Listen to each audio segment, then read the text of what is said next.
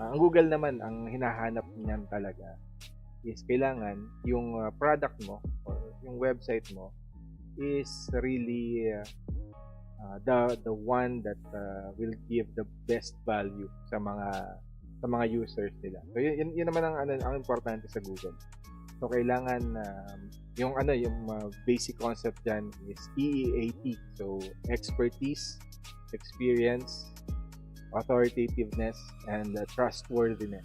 So yun yung laging yung isipin sa mga strategy.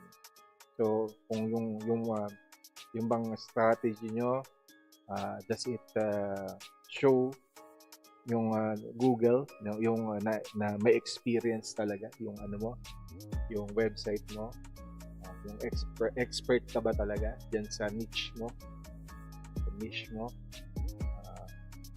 yun, may authority ka ba talaga,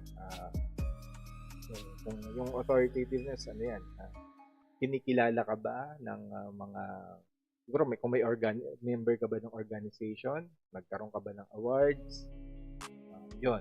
Tapos yung trustworthiness, yung content mo ba is really trustworthy?